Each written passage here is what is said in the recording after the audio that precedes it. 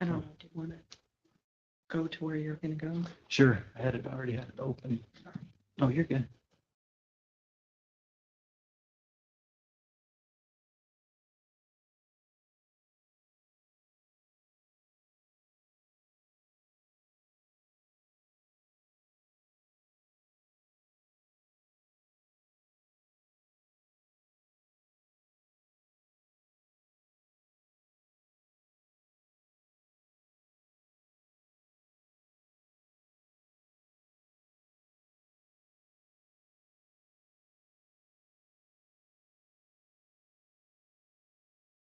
You have video. Okay, yeah, we'll try it. I'll go make sure it's working on my computer. Okay, we won't have audio, but that's okay. We'll get through it. So, Scotty, you want to join me?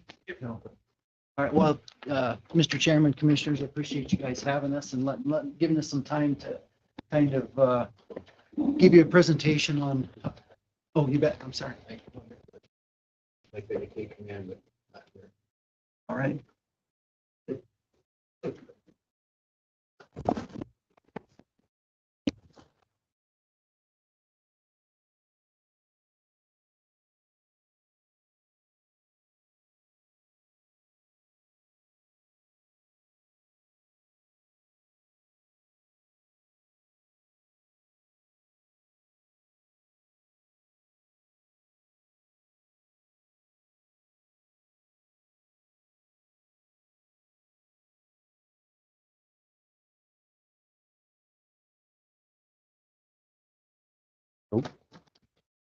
You're getting her.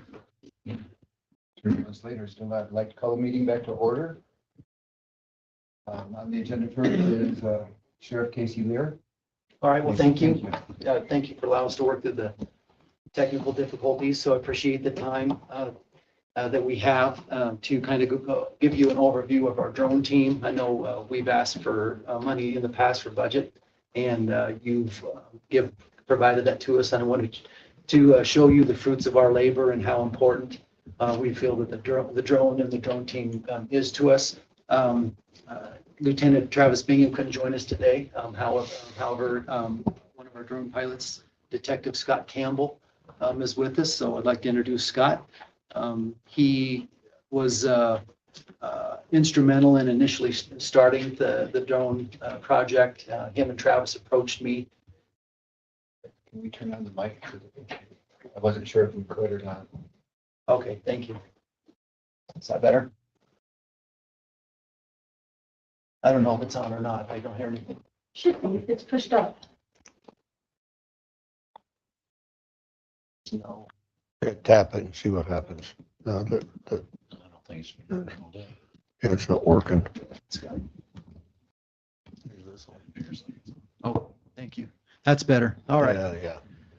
So as I was saying, Scott was one of the founders, or came to me first to initiate the drone team, and this was back in 2019. Again, we've had commissioner support, county support since then.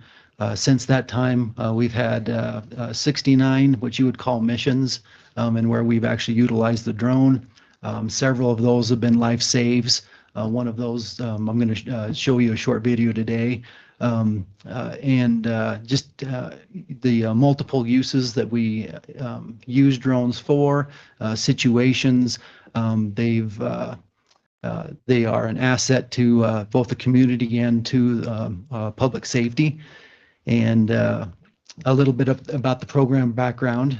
So we started out with 2 pilots, Detective Campbell and Lieutenant Bingham, and we have progressed to, we now have 5 pilots. And I'll have Scott go into the certification and how the team is certified, the Part 107 certification. Pilots are certified through the FAA's Part 107 program, which is a licensing very similar to a manned pilot. It's just a different section of the FAA's regulations. Every 2 years, we are required to recertify our license. And through our training, we've participated in a course developed by trying to think of the acronym right now. But it demonstrates our piloting skills of the drones. And Lieutenant Bingham and I have participated in that for several years. We're hoping to get our new pilots to be able to attend that training as well.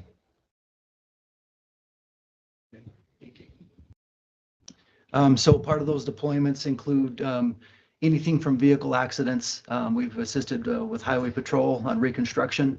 It's a lot quicker, a lot easier to use the drone to do a grid pattern and mark everything to scale. And so they've utilized us several times. We've utilized them on fires, both structural and wildfires, to help assess, situation there. Public safety incidents involving armed suspects, search and rescue missions. We use it for overwatch for certain, when we have search warrants or warrants at night. We use that overhead to make sure nobody's coming in or fleeing the area that we're focusing on. And we're also using for public information to assist and give feedback to the public for critical incidents. So I'll kind of, like I said, the volume isn't going to play, but I can kind of give you an overview. So this was in February of this last year. Both incidents were from last year. This is in February of 2024. So the sheriff's office received a call from a mom in distress, and one of her autistic daughters, who's high functioning, had left the residence late at night, about 11 p.m. It was 20 degrees outside, and she wandered off without any, ill-equipped for the weather that evening. She ended up crossing Pine Creek and getting soaked. And if it wasn't for the drone, as you'll see here, and I'll kind of narrate as it goes through, she probably would have succumbed to the elements that night. And because of this incident, afterwards, I'll talk about another project which the commission helped support as well, and how that came to be. So I'll play the video.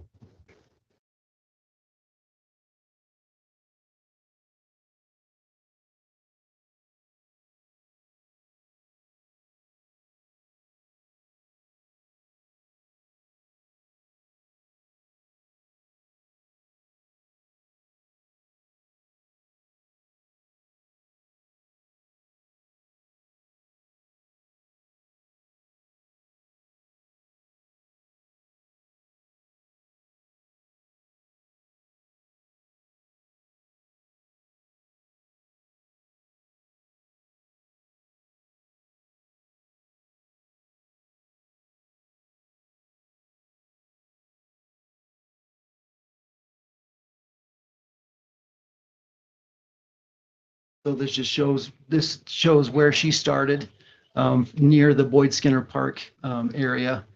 Our deputies responded. They began looking for footprints because of the newly fallen snow, and they actually found them, and they started to track her. However, as you'll see when we show the drone footage, she was probably 2.5 miles ahead of the search efforts. So this is the footage from the drone, and this is what's called the FLIR, forward-looking infrared. And so it picks out the hot spots, and you'll see we'll get Scotty is actually operating. He'll fly right over the female that's we're looking for, and you can also pick up deer in the background as well. So this is the drone moving the southwest. So she was headed toward the Mount Airy tower region. And so that's her walking in the snow. Scotty gets on the radio and asks, he wasn't sure if this was the person we're looking for, if this was a search person. And you can tell she sees the drone and ducks down. But you can tell it doesn't have a jacket. You can actually see the foot marks of the trail that she's leaving in the snow. So Scotty's relaying directions to search and rescue and to our deputies, and the female continues to move on foot further away, and eventually she'll start running.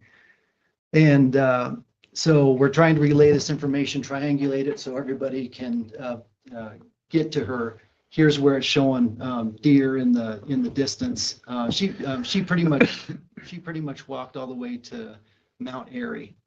And during this time, it took us, this was over several minutes, and because of the cold, we had to change out batteries several times on the drone.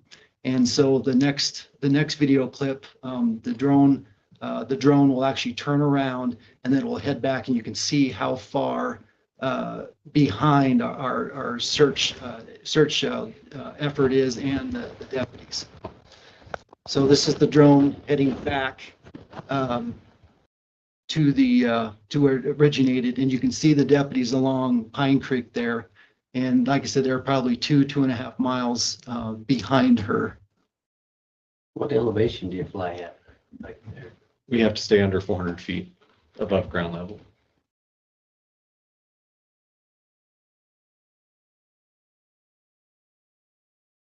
So that's heat off the body is generating so where you can see. So what happens with the deer that are in there? If you're just going by heat, can you differentiate the two? Once we get closer, we can differentiate. Just by the sight in this case here, though. Yes. So we were able to get to her. We ended up giving her medical attention. There's the line of sight distance was just about 3 miles. She probably walked 3.5. And EMS treated her for frostbite and mild hypothermia. And like I said, she was so far away, soaking wet. And if it wasn't for the drone, I really don't think we would have located her in time, and she would have succumbed to the elements. So because of this, our school resource officer, Hannah Patterson, got involved with the Life Seeker project. And so the Life Seeker project is an international search and rescue program that works with public officials in assisting with at-risk adults and juveniles who have a cognitive, disability and are prone to wandering like this. And so she was able to procure a grant, and with matching funds from both the commissioners and Sublette School District number 1, we were able to get that program. And so now individuals like this, we are able to provide a device to the family that they can wear. And if they do take off like this or wander away from a facility, we can, with the right devices, we can find them immediately. It's like a transponder, and she's trained several deputies in that. And so I'm glad to say that program is up and running. And again, thanks to the commission. So, and as well, thank you for for your support in the drone team as well. It's amazing. Yeah. Good job. Do you have any questions? How fast does that go? It has a max speed limit of about 40 miles per hour. That's not as fast as we're allowed to fly. The video returning where you can see the deputies and search and rescue volunteers was sped up a little bit for time. How high above ground level? We're allowed to go to a max of 400 feet. So 400. Yes. Can you go? Obviously, you can go lower than that. Yes. Yes. Okay. Thank you. And so we have through the program, we now have 5 drones. Is that correct? 6. 6. Okay. So we have 2 with Mavics, and Scotty actually brought one to show you. And then we purchased 2 indoor drones. So in case of we just had one here 2 or 3 months ago of a suicidal subject inside a home with a gun. And so he ended up coming out on his own, but we were going to send the drone in. It has capabilities of carrying a phone and dropping a phone or communicating with the individual, so we don't have to put a deputy or another person in danger, and to try to communicate to these people inside, or if we ever had a hostage situation. The 2 MAVs, one is equipped with the FLIR, forward-looking infrared, and then we have a larger drone that we can use for extended circumstances. Has bigger battery, more power, can handle the elements a lot better, and has payload capacity as well. Yeah, it's weatherproof, whereas this one is not particularly weatherproof. So had people report drones in our county, right? Yes. Have we tried to utilize our drones to identify or get close to those? And We have. much success there? Yep, Scotty has actually gone up at night, and with all we're not able to see or identify the other drones with our drone. And partly that's because there's no requirements to register, much like some of the larger drones are required to have a digital license plate, so they can be recognized by aircraft and FAA. So if they are in restricted airspace or around a facility where they shouldn't be, they can identify them, identify the owner, and contact them. That is, it hasn't been implemented nationwide. I did have a chance to meet with the Deputy Director George Nystrom with the Wyoming Office of Homeland Security last week in Cheyenne, and talked to him about this. There are currently 5 counties in the state of Wyoming that have reported these drone sightings. Sublette County is one of them. And he says everything that's coming from law enforcement is being elevated all the way up to Senator Brasso's office and also President Trump. They have not heard anything back on who's operating these, why they're operating them. But I'm hoping at some point in time we will get that answer. So it has been frustrating. We do have citizens that call these in still, and we have had nightly sightings of unidentified flying phenomenon. Some we have been able to identify as aircraft. Wyoming Game and Fish had aircraft here back in March that was doing deer studies at night with thermal imaging, and so we ruled that out. We did have a live flight helicopter that came through very low altitude to the nape of the earth. We identified that, but there's still several that we can identify that we have video and camera footage of that we've elevated all the way up. So we're waiting to hear. I'd like to let the public know. I'd like to know the industry, leaders know, just because of the critical infrastructure that we have. And that's where the majority of these drones are flying. They're being seen over the Mesa and down into the Jonah areas. So. Thank you. Yeah. So, Commissioner Vickrey? I have a question. So 400 feet? Okay, so how far down can he come on, say, my property before he is trespassing? Or is there anything like that out there? Can we take that?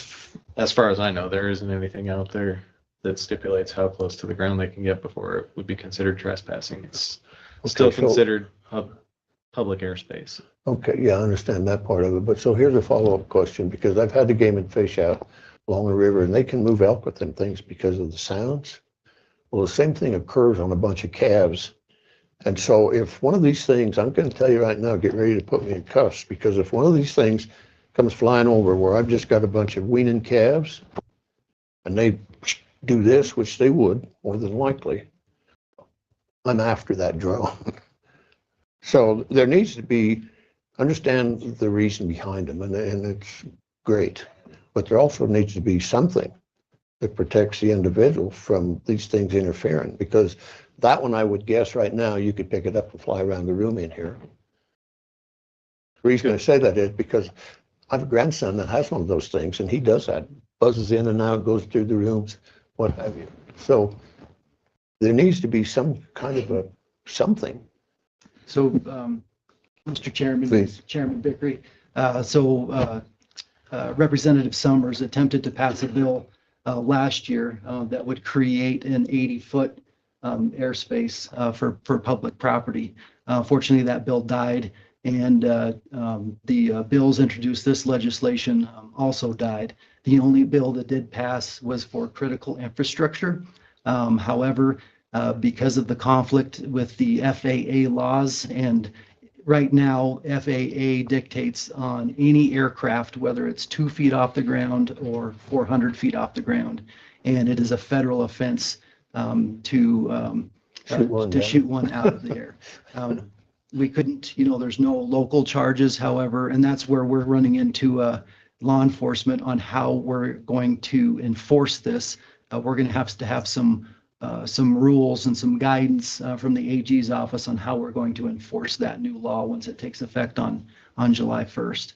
But right now for the state of Wyoming, that is the only drone law to speak of that I'm aware of.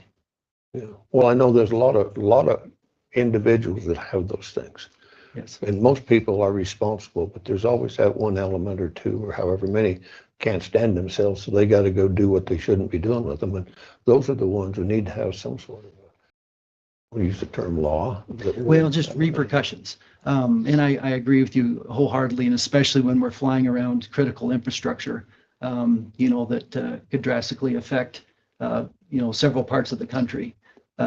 It's imperative that we know who it is and why they're there. I mean, if they're looking for methane leaks on the pipelines, great, but at least you need to let us know, why you're there, when you're going to be there, and what you're operating. As well as we have life flights coming in, both fixed wing and helicopter all the time, and these could be a definite distraction, or also could be deadly if struck by an aircraft or a helicopter. Thank you. Any further questions? It's a little heavier duty than the ones you get at Walmart. Yeah, no, they're a little bit more expensive too. Yeah. Well, again, I appreciate your time. No, thank you for that. I've got a few minutes left to kind of discuss some other things with the sheriff's office. Lieutenant Bingham and I did have a meeting last week. Actually, it's been 2 weeks ago now, with the Rural Healthcare District to discuss taking over the meal plan for the jails. So that went well. They're going to get with their staff to determine if they're going to have enough and if they can do that, and they will get back to us. So they didn't say when, but we did have the discussion.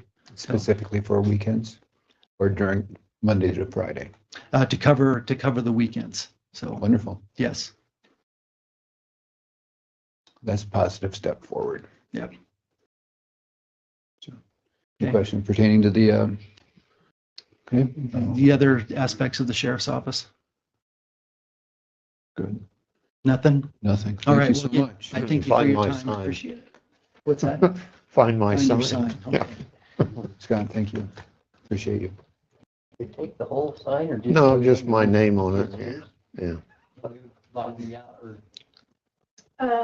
Yes, Okay. I just want to make sure you can get control again. I have control. Thank you, guys. Yeah, thanks. Thank you.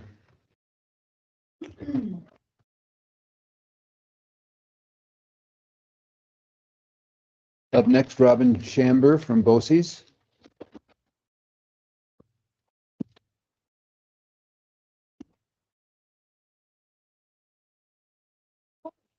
Yeah, I know. You do know what today is, don't you? I guess it is. Yeah. So I really am just here to introduce Stephanie to you. Hi, Stephanie. About a year ago, Jen Zook approached us. Oh, sorry. Jen Zook Well, approached BOCES about applying for this grant for the Family Resource Center. There were granting monies for every county in Wyoming to have one, and no one in Sublette had asked for that money. So we decided to go ahead and ask for it. And one of the requirements of the grant, so Stephanie works for that grant. We just house it in BOCES. And one of her requirements was to come and introduce herself to you all and let you know what she does. So I'm going to turn it over to her. thank you. So the Sublette County Family Resource Center is made possible by a grant from the Wyoming Children's Trust Fund and is housed under the generosity of Sublette BOCES who applied for the grant.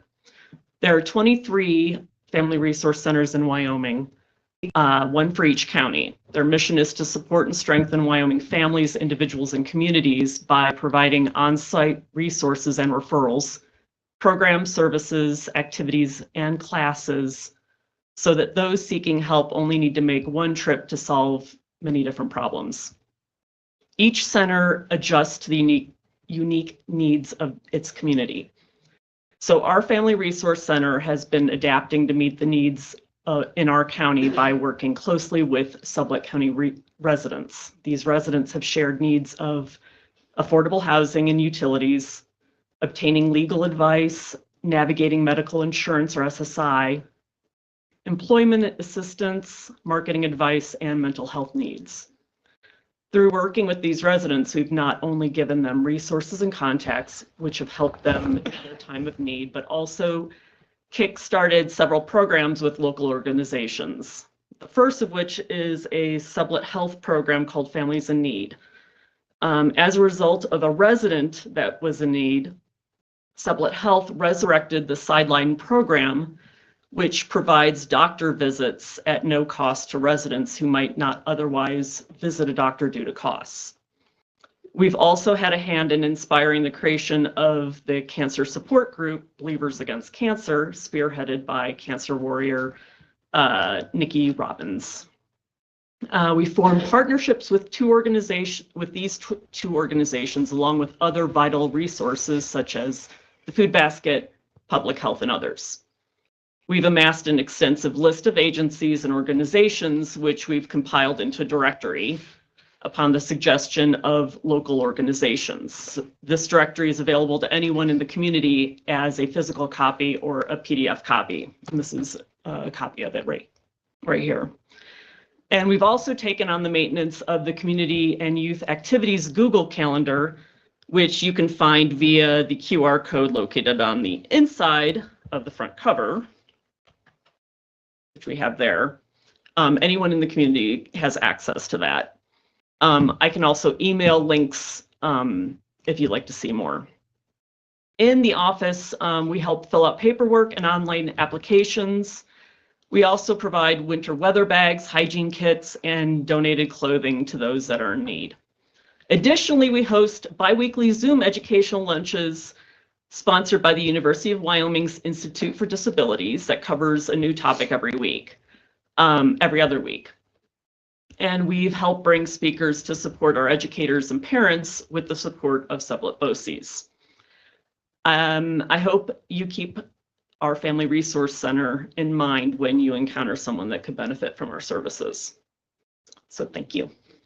Thank you, sir. Good job. Thank you. I do want to just share with you guys that I think it's important to note that she does serve all of Sublette County. And so we've had a pretty good mix of people from Big Piney and Pinedale reaching out. So I think it's been effective so far. We have another year left of the grant and we'll see where it goes after that. I'm not even really sure, this is probably tied to COVID money somewhere that they just had to get rid of, but we've had 3 years, we got 3 years worth of funding. So it has been positive, I think, for our community.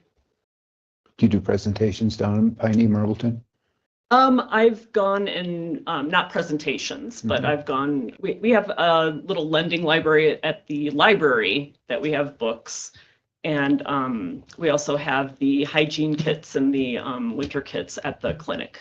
So I haven't really done too much at the Marbleton Senior Center. That's another place that I need to go. Wonderful facility. Yes, thank you. Any questions? Stephanie, thank you so much. It's a pleasure to meet you, and Robin, Thank you. always a pleasure. Thank you. Thank you for coming in. Up next, Mike Vickrey, Colorado River Compact update. Just so you know, he didn't know either. Well, aren't you concerned those jeans running your? There's nothing like that. He's gotten April Fools and Halloween mixed up. Mr. Chairman, thank you for having me come in again. Are we on good enough? A year ago, I came in here and talked about after returning from Las Vegas at a CRUA convention, which is Colorado River users, and where we stand with the Colorado River. I went again this year on my own this time, just to see what was going on. We're a little closer to some water use with the lower basin, but I'll be honest, not as close as they should be. The new regulations need to be ready to go in 2026. They are still speaking behind closed doors now, mostly, and mostly not as a group. They're now talking one with each other, different states, trying to get different things arranged. It's been a trying experience for the people that are doing that in Cheyenne, I can tell you that. The SCPP program, which was used in Sublette County pretty strongly, which was the conservation program, there has been a push to get the money back again for another year. If it does happen, it will be a real quick window to get things in if somebody's interested in that, and no guarantee that that money is going to be available with the present administration. Chairman, is that the program where they're leasing their water right? Right. And Yeah. and so where's that funding come from? Is it government funding or is it Government private? fund? No, Not it's government. unlimited. Not. No, it's government funding. To my knowledge, it's all government funding, and a lot of that came under the whatever Biden's deal was, and that's where it's coming from. It was held up, and they didn't think they'd have it, and I don't know if they'll get it ready before their spring season or not. Right now, Wyoming's supply is about 14% of the upper basin. Okay, so we think we have it all up here in the snow. Colorado's actually the big one at 60-some% or 50-some%, which amounts to about 1 million acre-feet of water a year if we had full water. Right now, Wyoming currently uses about 600,000 acre-feet, with some left over, and of course the lower basin would like that. Current projections, however, over the next several years, based on models, suggesting about 4 million acre-feet, so a little more than half available in the upper basin, which would give Wyoming 553,000 acres, which would not meet current use. So how that goes into effect is what they call free river. If we go into curtailment, in other words, the lower basin doesn't get as much water as they have contractually need, go into curtailment, and then they will start shutting off based on priority. The first priority will be free river, which is an interesting concept that people don't really understand, and that in the main stem of the Green River, if there's water above and beyond what your water rights are, whoever wants to get it can get it. That's called free river. That would be the first thing shut off. And then it would go priority dates from there.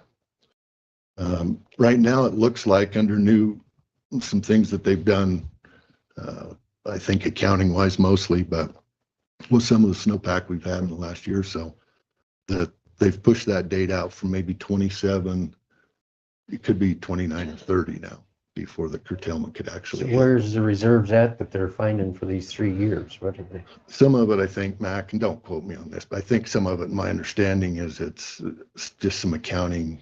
Who's going to take a lot? Like the southern states, lower basin states have agreed to take a loss based on evaporation and loss in water traveling from here to there of 1 million acre-feet, which is a lot of water.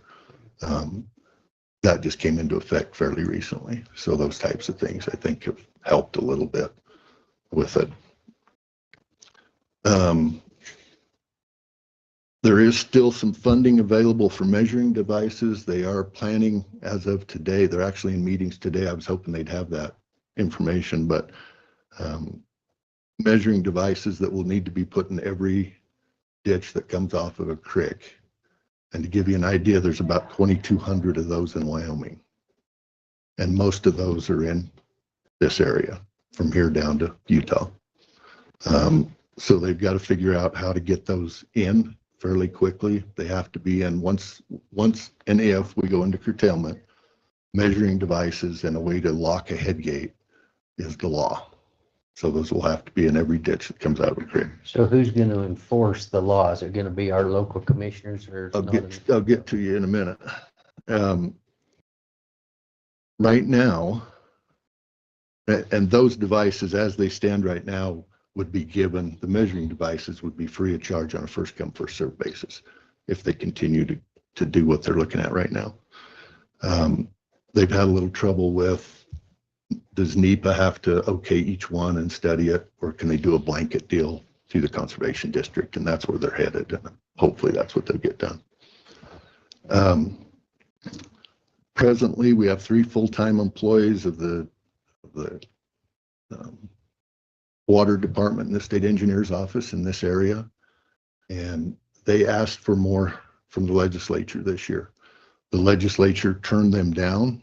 And then a little pressure was applied to some people and asked for more. And they did issue 1 more full-time person for this area. It's estimated of those 2,200 head gates, it takes about 1 person, or 1 person to look at about 70 of them, manage them. So based on that, there need to be about 30 new employees, and they gave the state engineer's office 1. My push to the commission is the people we have working on this right now, Brandon Gebhardt, Chris Browns, who's our attorney general rep, are very, very good at their jobs. And they're doing Wyoming a wonderful job right now, but they need some help. And there's several things through the legislature they've asked for, and so far haven't gotten a lot of it. So as you see legislatures, I would encourage them, which we've done as individuals and cattlemen. We've reached out to them a little bit and got some support. So they would be in charge of managing those. And what I've heard, and they can't tell you anything right now, but what I've heard is if you don't have a lockable head gate that they can manage, they'll just bulldoze them in until you have a lockable head gate. And they'll, they can do that by law. So I've looked at some old water rights, and right on the water right pages, it says you have to have a measuring device and a lockable head gate, and some of those date back to the 1900s. So it's been part of the system for a long time. Just a couple of things for information, and again, I don't speak for the state engineer's office. I'm not with them at all. I've just been attending and trying to learn as much as I can.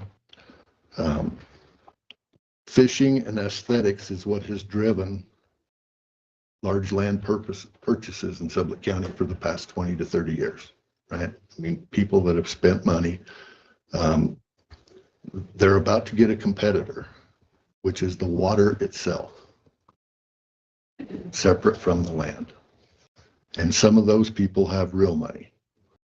The word that I keep hearing, or a phrase I hear, is buy and dry, which means for them to buy a ranch, pull the water somewhere else, which there's some hoops to jump through to do that for sure.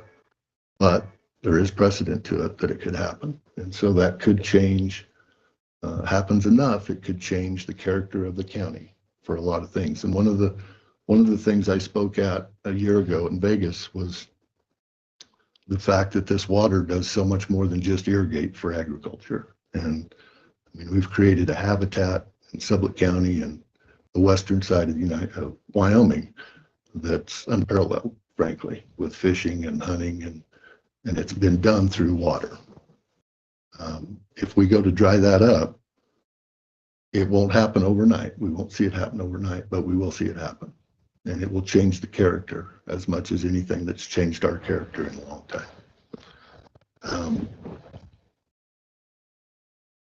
Wyoming's state engineer's office has chose to fight our battles privately. He is not getting in the public, and I agree with him. However, the lower basin has gone to the public, and they're pushing their agenda, which is more water, obviously, and bigger share or more share. With media stuff, and so we've been asked by some media outlets to respond to that, and which I have personally, and a couple other people in the area have,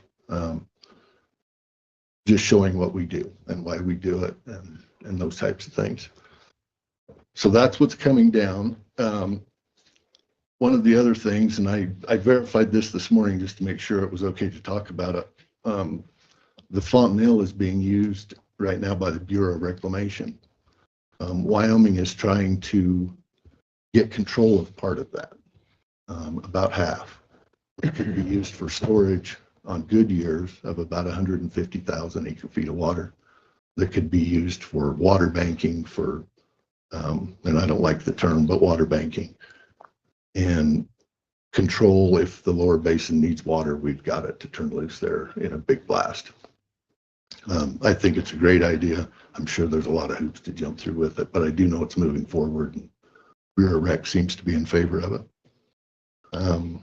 So will that put the state having to come in and redo that dam to where they can lower? I think that's Farther? part of the problem is who's gonna, maintenance of that dam and a lot of stuff to get through. So how come it is, that's your water until it passes this, your structure in my mind, and then it's the state's water? How can these guys come in and buy these ranches or even own the ranches and send the water elsewhere? It seems once it passes their structure and tied to their land, it's not their water. So I think right now, Mac, and again, don't quote me on these things because some of them might get me in trouble, but right now there's programs in place where I can move that water for 3 years or 4 years or whatever. But on the eastern side of the state, there's been water moved permanently. And so it's probably a legislative change, constitutional legislative change. But while agriculture is 80% of the water, we're also 1% of the people of the vote.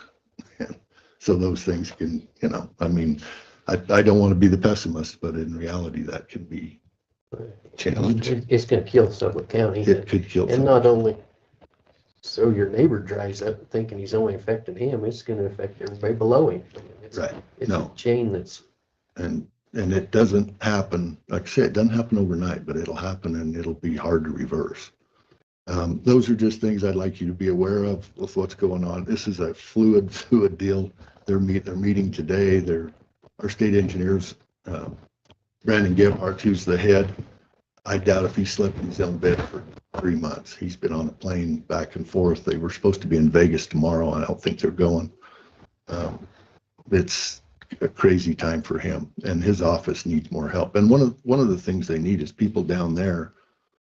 There's some ideas out there that could be tried, maybe. Some share ideas with water and different things. He doesn't have the staff to do it, to figure it out right now. And so, and I know this legislature wanted to cut money, and I'm for that, but this could really affect Western Wyoming, and no doubt will. Well, the cost of these things, those measurement devices, I don't know if there's any coming out of the river yet. There might be. I've never put one in, but all these western creeks, God, over the years, I've put in 70 or 80 of them. But then they come back and put their telemetry on them, and there's a big cost time they get where they can read it in the office and don't have to go to the field. Right. Right now, their plan is it would have to be a ditch over 50 CFS in order to put one of those in, which there's some around, but that's a big ditch. So the bulk of Middle Piney, North Piney, South Piney, not all of them, but the bulk of those ditches have. Yeah, and I think a lot of that stuff was done for study purposes, so that Well, they and could. those creeks are regulated every year, so. They've got a ton of data on those, and Piney Creeks mostly is where the data's coming from. Anyway, that's about all I have, and there's, like I say, our guy in our area is Kevin Payne out of Copeland. He's a great resource. Brandon Gebhardt, State Engineer's Office, and Chris Brown's our Attorney General, and smartest guy I've ever been around, to be honest with you. So hopefully we got the right people leading the charge, but it's something I think Sublette County needs to be aware of. And Curtailment ultimately is coming. curtailment, based on all their stuff, it is coming. And it's when and how hard does that hit? And how does it hit? Sure. So anyway, thank you guys. Good If there are job. Questions? Thank you. Any questions? Mr. Chairman, Please, Commissioner White. so Mike, thank you for the update. Can you please let us know how we can help as a commission in this? And then the second, my question is, where does Jack Moray fit in out of the state engineer's office? Is he under Brian? Brandon, yeah, Brandon. I don't know Jack, so I can't answer that. And I think the biggest thing with the commission, I think going forward in some land use planning stuff, you need to have in the back of your mind that there be some of these places sold with the intent of water going somewhere else. And how does that look for Sublette County? You know, I don't know what that looks like and what we can control or should control. I don't know. I think as a commission, you get an opportunity to visit with your legislatures, that this, you know, be pushed, and hey, they need help down there. There's not enough funding for what's going to happen. And every group says that, I'm sure. And So if the funding isn't there and they can't shut the head gate, who, I mean, it seems we're the beneficiary. yeah, I don't know how that'll work, Mac. You know, If you withhold the funding and can't support the program. Here's what I think will happen. The lower basin states will then say they're not doing their job. And so they need to shut it off until they can figure out how to do their job. That's what I think will happen. Because right now, the lower basin states are funding a lot of this stuff. And some of them have pretty big money set aside in case we go to court. Nobody wants to go to court. If we don't figure this out in time, then the legislature, you know, the Congress steps in and says, hey, here's how you're going to run it. I don't think you want those guys doing it either. We just assume, and everybody's in agreement with that we want the 7 states to come together. And Mexico's involved in that too. And they've all, you know, I've sat down and listened to every side. The tribes have big water rights in Arizona. They haven't really been at the table until recently. They make a very compelling argument for their side. Arizona and California do too, about how they feed the world. I think we do a pretty good job of feeding a portion of it also, but it's a tough one for sure.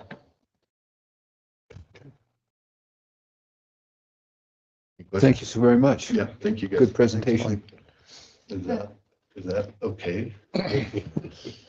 That was authorized. We're kind of hoping for a recall.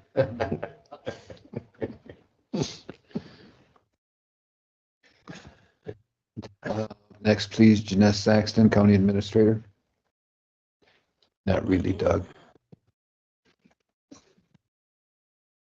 According to this, it appears that Jeness Saxton, we will be going into executive session for scholarship discussion, employee performance review, followed by Lisa Copeland, employee performance review, followed by Dennis Fornstrom, employee performance review, followed by Shad Cooper, employee performance review. So we may be in executive session for the next 2 hours approximately.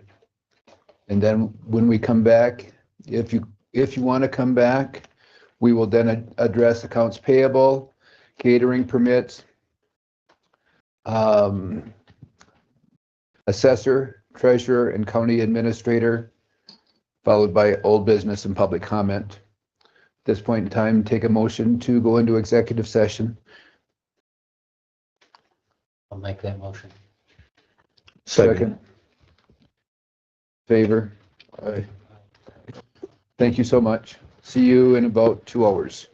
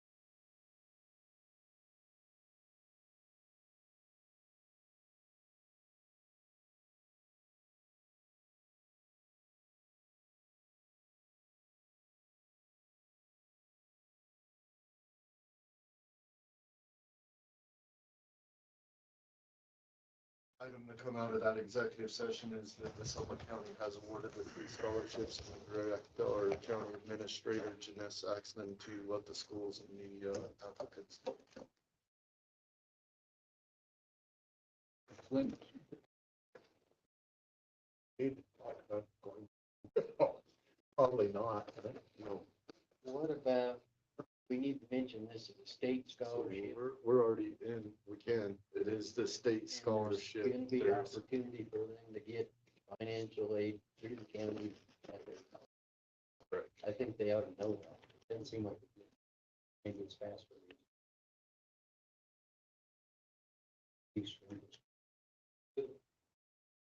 That's when you talk to those counselors at the schools, you remind them that we supplement schools in the state of Wyoming with the sideboards that they're only those scholarship money. Sublette County students. Mr. Chairman, Commissioner White, I certainly will. Does there need to be a caveat stated that that's pending funding of that budget line item? Yes.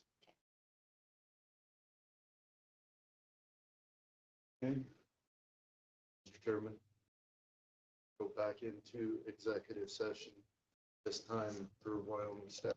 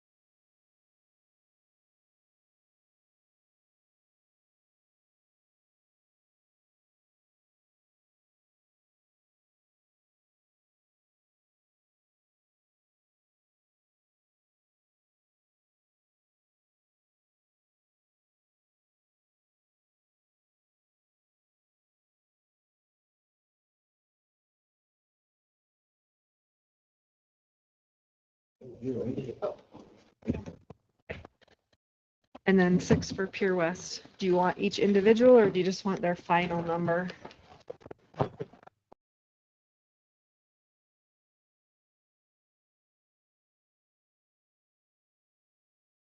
Their final will be $393,789. There were a couple supplementals in there.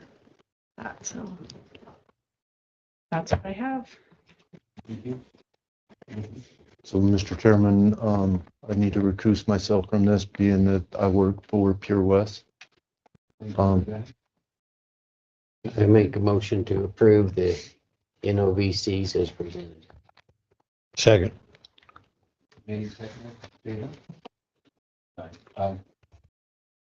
So was the Pure West ones from this Oh, 122 they're also? from tax year 2022 also. But the final number with all 24 NOVCs, there, 23 and 24, is a negative 159,108 in the end. So.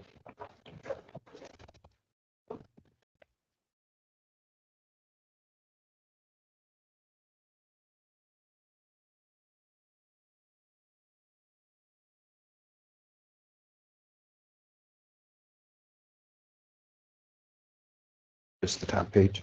Yes, And this one has 2. Thank you.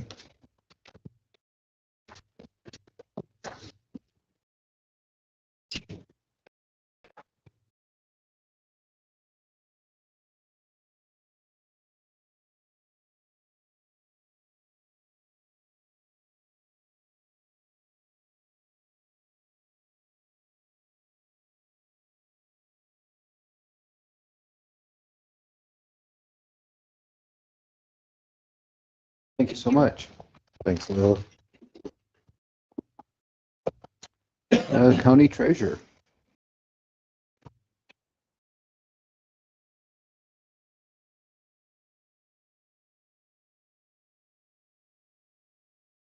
Mr. Chairman, Commissioners, I'm here on behalf of the airport board. I sent all of you an email, so this got added very last minute, I believe today, to your meeting. So, That's correct. so I just wanted to touch base with you a little bit on where we are financially. As you just signed, we do have a almost $400,000 abatement that will further affect county boards, and not in a good way. There also are some supplementals, but until we actually get the money, we can't count on the money. For the first thing I want to say is we need to pause. Just breathe. So we've got April, May, and June yet to get monthly ad valorem payments that I am not accounting for at this point because I don't know what that dollar amount is going to look like. This payment that we just got, well, we got the paperwork yesterday for the April payment. It's just a little over $6 million, which is about $2 million more than what we got last month and $3 million more than we got the month before that. So if those payments continue to stay in that trend, we might be able to make our boards whole, but I don't know. So I believe all of you got the email. Hopefully you've read the email. You know what we're talking about. The Pinedale and Big Piney airport boards. Their ask is essentially the same dollar amount. And the way I pay them is different. So with the Pinedale airport, that money just is a journal entry that I put into their account. When the town council needs money for their airport projects, they give me a voucher and I write a check to the town of Pinedale. But that's how those monies are distributed. The Big Piney Airport, I do an ACH twice a year, one in November and one in May for their ask. I made the payment for November. They're 48,000, I think it's 48.7, something like that, 48. I made that payment in November. And when I looked at what we've collected so far since then, we have just a little over $40,000, about $43,000. if we collect all of what we should collect for the second half of 2024 taxes, I'll have enough to make that second payment, but not enough to then pay the town of Pinedale Airport what they would get for their budget ask as well.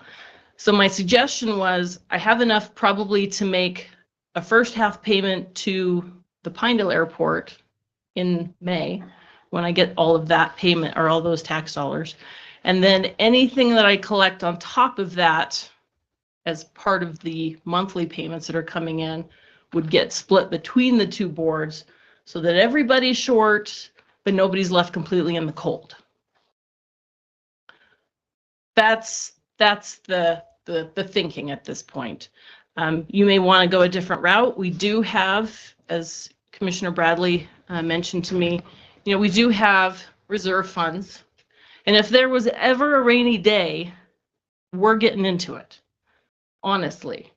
And with legislature that they're talking about coming down the pipe and talking about in the interim, we saw it this February, it's going to come back, is getting rid of county funds that are in reserves just for this purpose.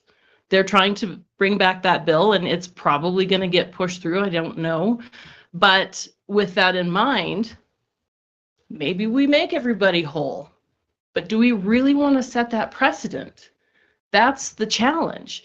If we make the Pinedale Airport Board whole, basically the town of Pinedale, on their ask, we've also got the museum board, we've got the library board, we've got all of the schools that aren't going to be whole probably. We've got, I think the fairgrounds, they're actually whole at this point, and I think the rec board is whole.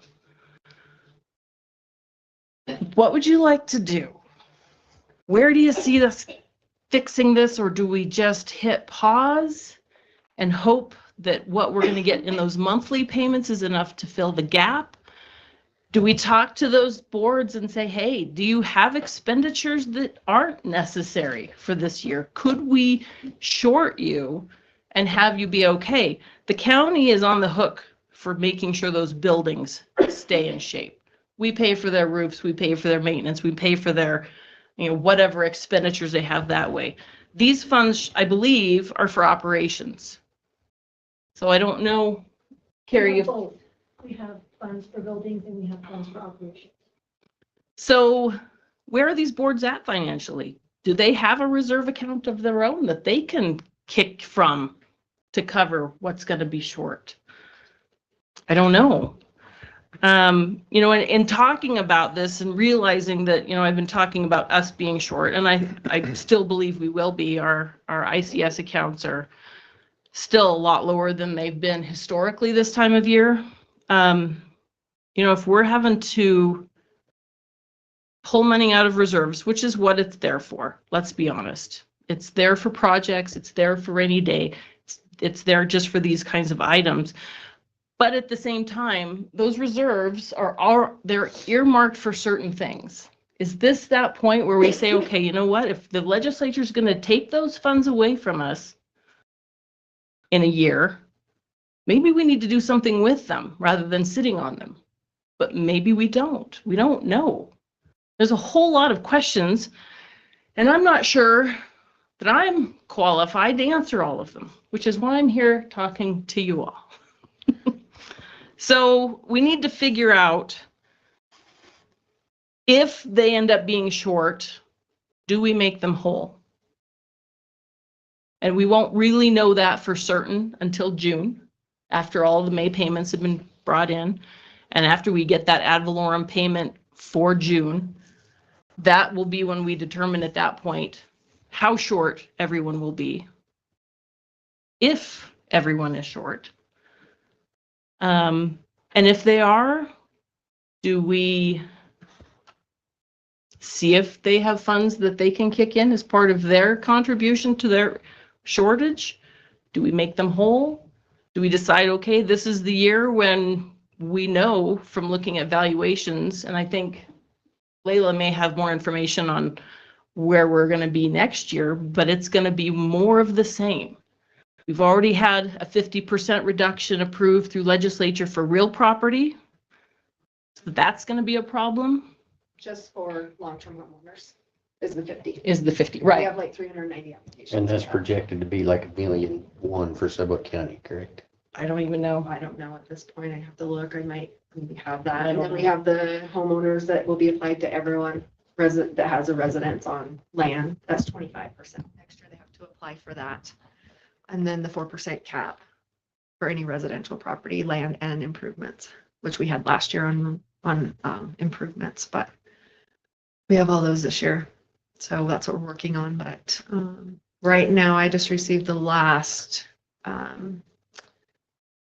that's what I'm thinking, production estimate or report through December, and we are approximately 65% below where we were last year So in oil and gas. our ad valorem payment that's coming monthly, is that production that was last month? How many months ago was that production that they're paying? Approximately 6 months, 5 to 6 months. So So we're seeing November prices coming in right now. probably January, well, let's see, it's April, so probably November, December. And so when I get this estimates and I send everything out, it's now, I just got them based on 24 production, which is what everyone bases their budgets on. But apparently that money's already been spent, correct? We will start getting 2025 taxes next month, or sorry, 2026 taxes next month. So I'm not, the stuff she's getting now, I don't even get until later in the year. And then next year's budget's based on what she's getting now, so. Mr. Chairman. Well, please. Yeah, so Laila, when we set the value of the mill and the valuation of the county last year was 3.8, right? Are they trying to speculate the next year in advance production and ad valorem tax? So once that mill levy's set at that one snapshot in time, is that everything that happened to that point? Or is that them speculating that, oh, based on production last year and the good year, this is what you think you're gonna be? That is based on 2024 production, which I have now. They won't be certified values until the end of May. So this This next budget, mill levy and the valuation of the county is gonna be based on 2024 production. yes. And so that, once that mill levy's set, and so like the airports were part of our 12 mill levies that we actually, assign portion of those 12 mill levies to those airports. So once that evaluation's set, we don't have that money. We're just counting on the next year's money coming in to make that payment. Mhm. So it almost seems like we should be, somehow get 1 year in the rears for that ad valorem, right? Kind of like Yeah, it used to it's- be before they went to a Right. monthly payment, because at that point, we was 18 months in the rears, right? Right. And that's the really challenging part of this, is that the money that we are budgeting to use for 2025, we've been getting for 9 months. We've been spending for 9 months. I've been distributing it out to the schools and the boards for the last 9 months. But that's based on what they budgeted for last year. Well, it's That covering was the coming. 2024 this. ask, but it's $2025. Right, But but they that's- budgeted off the 2024 valuation. Correct, but we got those $24 and 23. Yeah. And 2024 or 2023 production in January was like not normal. It was super high because Jonah had a great deal. So that wasn't normal. And that's why it was up so much last year. So I guess my ask at this point is, if there is a shortfall and this board is not, these two boards are not made whole, does it make more sense to have both of them get at least a portion and split it? Or does it make more sense to make one board whole and then, I don't know. Mr. Chairman, I'll weigh in on this, but I guess maybe Carrie needs to first. We're gonna do one more budget adjustment at the end of June. would it be possible to wait until the end of June and see where they are? Then if we need to pull money out of reserves to make them whole, we can. We'll probably go into the next year. I think we could, Instead of speculating at this point. well, and on top of that, like I said, if we do that for that board, if we have multiple boards that are short, do we make them all whole? Using reserve funds? Oh, Mr. Chairman, so bear with me for a moment. We're talking about let me go south for a minute, the airport board down there. Did we not obligate funding for that so they could get a project going that was required us to put some money up there so they could apply for? They've got a chip seal project going, and there's some grant funding they had to match. Keith says they've got the funding if we jerk it away, but ultimately, in my mind, we've budgeted this money for all three boards for the year, and they've got inner workings of their own, and they can't generate funds. It's a rainy day. My mind is we make all three of those, museum, both airports and library, we make those boards whole for this last year, and we move on. Do we treat it as a It's not loan, loan, or no. do we just pull it out of In my our mind, we pull reserves? it out of reserves and it's theirs. We're not gonna loan them. That's the most ridiculous thing Just I've digging heard them of. into to a loan. Well, and I say that because that's what they did in 2017. This is, have you looked at the calendar? It's 25. I realize Okay, that. this is a whole I different realize bunch of that. I folks. wish this conversation would have happened before that letter went out, because now, I mean, Keith takes this pretty insulting, and. Well, and And they're fiscally responsible, they'll drop the Absolutely. whole project. And I don't Everybody think is. They need to do that. I think But we we are need to all honor in the what same we've boat. got them, because we've got rainy day funds. Tell them their funds are good, finish the project they've got started in plans. And then we assess our budget needs next year, starting here soon. Mr. Chairman, I don't think this needs to go all afternoon. I'm with Mac. We'll just pay it and go down the road. For all three boards. Are we gonna wait till the end of June? Yeah, this won't happen Oh, yeah, until absolutely. June when we But know. they need to know that that money's gonna be available, so they don't cancel the project, in my mind. If I may, because I don't know. Taking a look at what could have happened this year with the reserve money but didn't happen, it's possible it comes up next year. My understanding is that if it gets to that point, what they will do is they'll average their past 3 years of operating budget, and that's what we can hold in reserve. Is that how it works, or No, please? no, that bill was written where 1 they year. are gonna say they will take your last year's 5 years operating budget, and that's what you get. Any money that comes in over that operating budget will be distributed back to the residents of your county that have been in resident for at least 1 year. So anything that you hold in reserves over here, so let's just throw a number out there. Let's say our operating budget was 30 million the last 5 years. They passed that law, all the reserves, and say we bring in 35 million, an additional 5 million in the reserves will be distributed back to the residents of the county. And this is the way that bill was written there, if that makes sense. It does make sense, and you're talking 5-year average on, and I, It's a 5-year average on operating correct, and budget. I was talking 3 years, so, and then how much are we able to hold in reserves? Anything? None Okay. if that bill passed. Okay, so with that being said, shouldn't we take a strong look at making sure that everything is whole rather than in losing the money that sooner or later we're going to have to pay for anyway? Would that not be correct?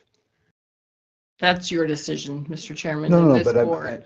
I feel like if that bill passes and those dollars were never taxpayer dollars as far as real you and me kind of people. Correct. Those were mineral producer dollars Correct, that have been in correct. those accounts for probably 15 to 20 years. To pay it back to current residents who've only been here a year, who never paid that money to begin with, I don't think is fair. I would much rather have those dollars get spent on county projects that need to be taken care of, even if that means we get a justice center or we get those things that we've been kind of hanging on to for years and years. We finish paying for the hospital But because ultimately, those dollars may go away. if it goes through, we're gonna have from March to July to move those dollars around. The way it was written last year, yes. They're not gonna put a freeze on them. I mean, none of that's gonna go into effect till July 1. So we could have some emergency meetings at that point to, Sure, we could get Prop cute things with up. the funding, we could get, you know, where, but there's some avenues where, yeah, the commissioners aren't holding any reserves. yeah. That reserves being held under boards Yeah. that are under the operator now. What they come back with and propose Right, who as a knows new what it's gonna bill, look who like. knows what it is, Okay, right? so- Luckily, that one didn't pass, so we don't have to have those discussions. Right. My understanding is very, yes, please. So it didn't pass this time. No. Now it has to be an interim and it can't pass, it has to go through the legislature. Right. Yeah. Correct. It wouldn't Well, be and until this next next year. time, it's a budget session, so it's gonna So have to it's have 2 years. 2/3 approval, which would be a struggle, I would hope. So So- nothing can pass by July. No, No. it would be next Right, year yeah, right. if it goes through. Yeah. I'm talking July next year. Oh, okay.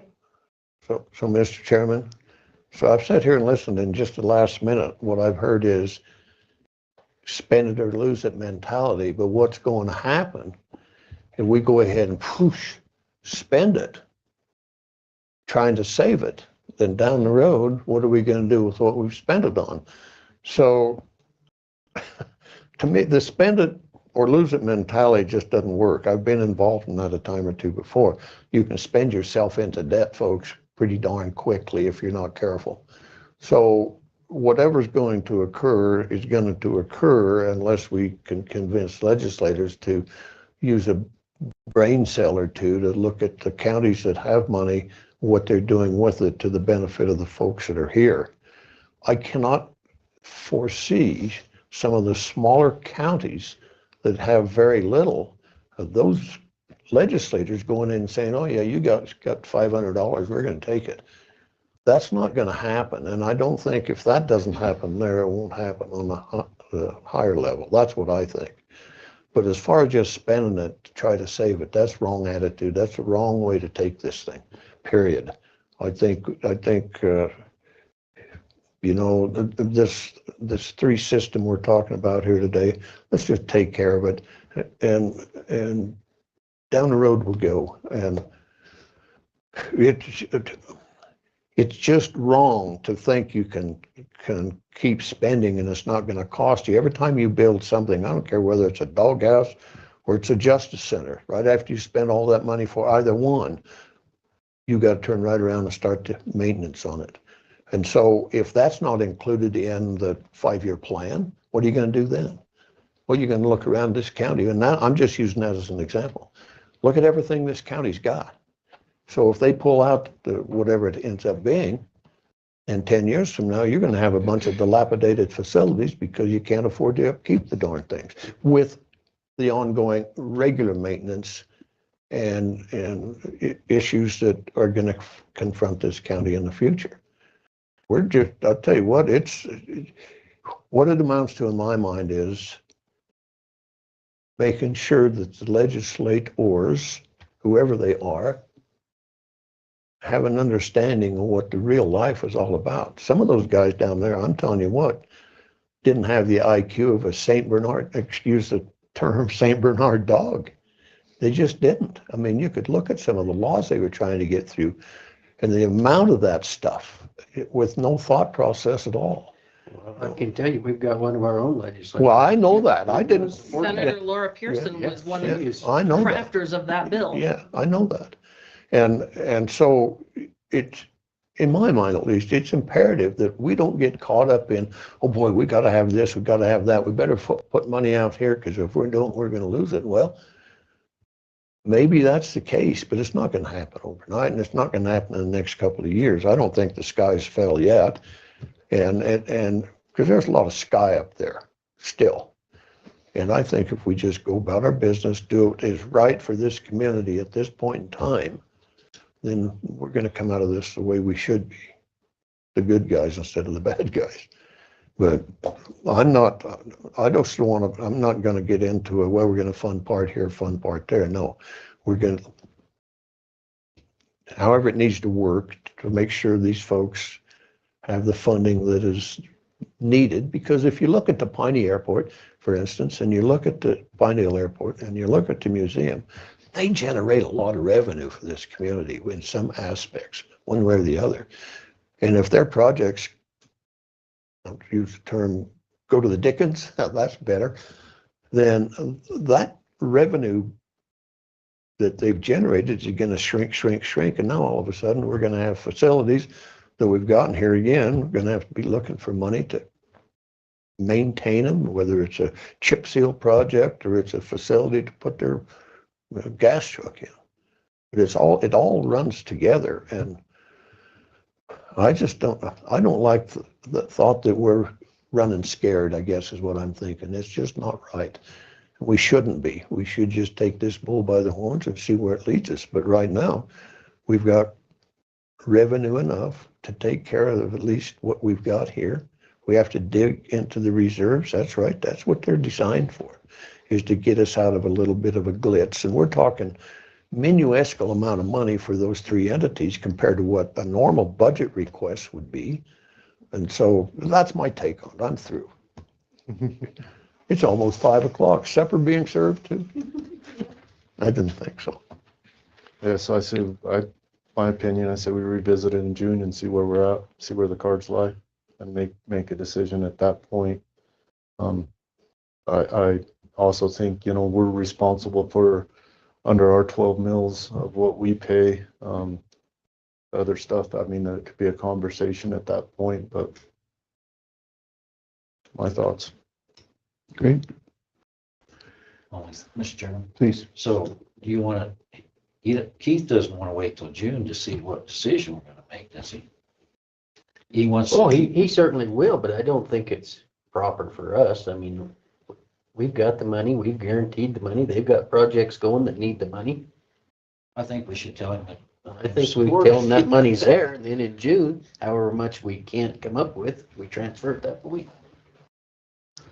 Well, and this isn't guaranteed money. This is in a perfect world, if everyone pays their taxes and we don't have any OVCs and we don't have anything that makes that wheel not turn, that's what we're talking about. It's Right. never a guarantee for any of us.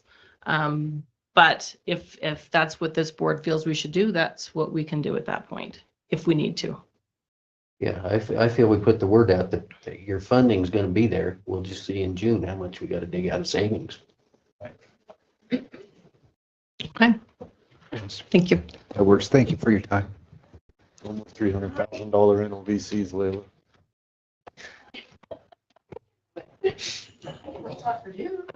There you go. Next, please, County Administrator. It's almost 5, so if it's okay with you,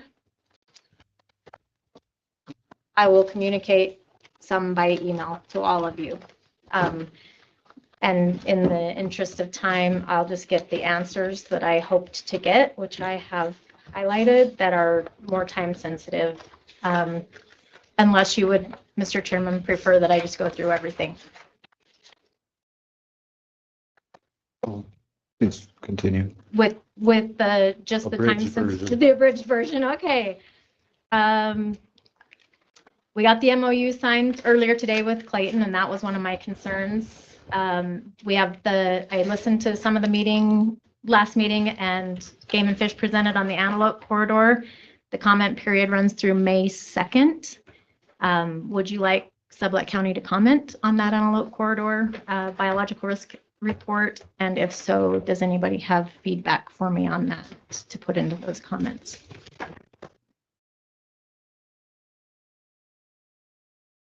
Not yet. So I'll add my 2 cents real quick. So on the Antelope Corridor, if we do comment on it, I would like it to mirror what we see in the Mule Deer Corridor coming out from that executive order.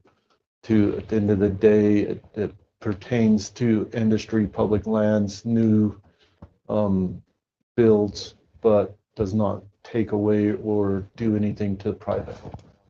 Okay, and when you say new builds, presumably you mean the new permits that require a state issued permit? No, because that's Okay. more the sage grouse Okay. stuff that kicks in on the sage grouse. So stuff. new builds on private land? New builds, as far as industry goes, Okay. that kind of stuff. For example, the corridor, if somebody was to propose to put a bunch of stuff up at Fremont Lake at the lower boat dock where that main mule deer corridor comes down through, that would be heavily regulated. Yeah.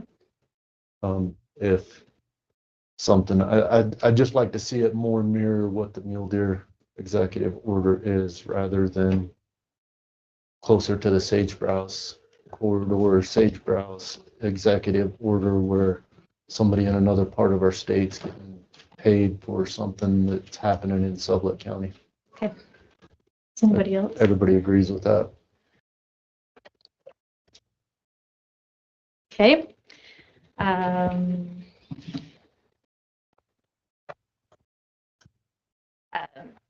Really quickly, I got an email just now that on May 14th through 16th, this came at 4:15 today, is the WCCA spring meeting in Lander. So think on that. Chairman, you wanted to discuss tomorrow's meeting for the Southwest Wyoming energy discussion that'll be in the camera area and wanted to know who might participate in that.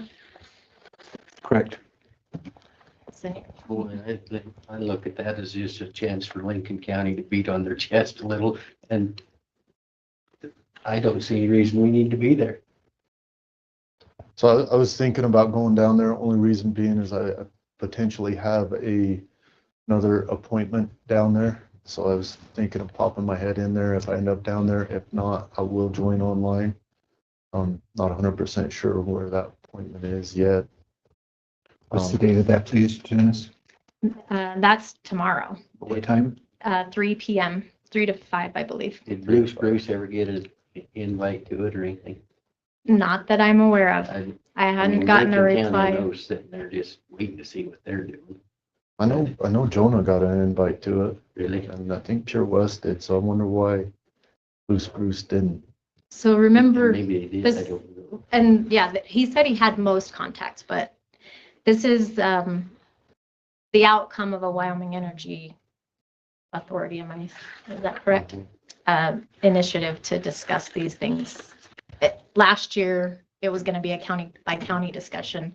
This year, they've asked for it to be held there. So I don't know that it is Lincoln County particularly. Well, it's gonna give them a chance to hit on all the problems they're gonna encounter. Oh yeah, Ken's gonna be on his. Get infrastructure pedestal. funding. It's good, you're just gonna listen part. Just listen part-time. That guy can bore you. Yes, he can. So that was my plans. If everybody's all right with that, if I end up down there, if not, I'll watch it online for sure. I was tentatively going to head that way, but I have a 2:00 memorial service for someone, so I might be able to catch a portion of it online now. Okay. So nobody needs me to get the Suburban and plan on anybody going down, correct? Correct. Okay, because you said you had taken it wrong. All right. Mr. Chairman, if it's okay with you, I will just follow up with you all about other questions because we're at 5 o'clock. I did want to let Commissioner Stevens know you asked about the opioid money earlier today, and I confirmed with Emily that that balance is $138,069. So Thank you. And they don't have any way to spend it. they haven't developed their way yet. They're in the process of developing that. So Yes, do you want to talk about lunch and food? the library would like you guys to consider going to lunch there on the 20th. It's the annual luncheon with them. They're gonna have it in a bigger room. We would cancel lunch with Emmy if that's something The you guys 20th? wanted to do. May 20th. So no objections to that presumably? Okay.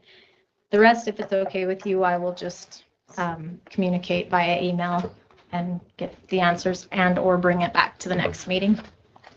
Great. Okay. Appreciate it. Thank you.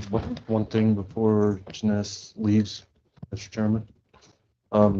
Jeness and I did go to Jackson to the Forest Collaborative meeting. One exciting thing that came out of that, I know was highly interested in this board about a year ago, was that the Forest Service right now in Grays River has partnered up with the state of Wyoming Forestry, and they've been able to scale down timber sales, which the Forest Service and the state are moving forward with it to where they're talking about doing 5-acre timber sales, which is going to make it better for I didn't see a some of place our to sign smaller on that. vendors. Is that what you wanted? Wanted to make sure I passed that on to this board, that they heard that. There's talking to our 2 rangers this morning at breakfast. They're highly interested in how they're going to be setting it up, coming in that Grays River and moving forward to where we can provide smaller timber sales in the Bridger, Teton, and Wyoming ranges coming in the future. So exciting news on that. Everything else in that was the same as every year, as far as they got all these projects. Don't know where we're going to get funding. Kind of the theme of the meeting was, hey, talk to us. Maybe we can help you with personnel. Maybe we can't. Don't know. But let's all work together through this. Did I hit that all right? You did? Yes. You know, Mr. Chairman, the small timber sales 20 years ago would have been not a big deal, but I wonder today how many small mills are in business still. Yeah. That would be, I mean, that'll be the issue. Finding a small timber sale that hasn't been burned, that has some value. Well, that's true too, yeah. And Mr. Chairman, one final thing, just because timing is probably important on this. What is that one? The NACO convention Oh. in Philadelphia. Did you want, did Missed this it. body want Sam and I to attend that and get that registration taken care of and rooms reserved? That's July 11th through 14th.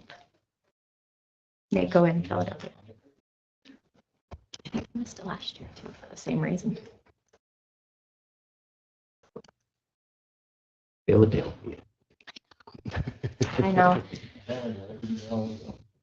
That is the letter, and it basically indicates that if you are serving on those boards, you are supposed to attend those meetings. So it's the will of this body, but just bringing it up to confirm or know whether, Tell us we have to stay home. yeah. Well, I think there's a chance to do some good on those boards right now, and your voice ought to be there to be heard if there is. I thought. So if everybody's good with it, we'll proceed with getting it scheduled and registered for that meeting. I'm good. Okay. I have 130 bond here we missed for Shannon McCormick with down in Marbleton, 50,000. Make a motion to approve. I'll second. Aye. Aye. And everybody needs to sign it. Okay. Thank you. Thank you. Old business. I know that our schedule is kind of busy. But when does the budget process start, please? We do the budget adjustment tomorrow or the next day, and we start putting the budget book together. We've got the budget uploaded into OpenGov, and I'll be sending out notifications to the department heads and elected officials on how to upload their budget. Start meeting with the department heads and elected officials probably next week or the next. And then we'll have preliminary information put together and a budget book to you by May 15th. What's your letter to them gonna say? Basically that we're expecting to be having to dip into our reserves for operating expenses. Kind of what Commissioner Vickrey said as well. Please don't plan on any capital projects until we see what our operating budget is going to look like and where we stand. My plan was to present capital projects last. There are going to be any, which I don't anticipate too many, but anyway, I met with the department heads and elected officials about a month ago. And they expressed concern to me that the employees not catch the brunt of this budget shortfall, and that if they are eligible for a step increase or merit one, that we go ahead and see that through.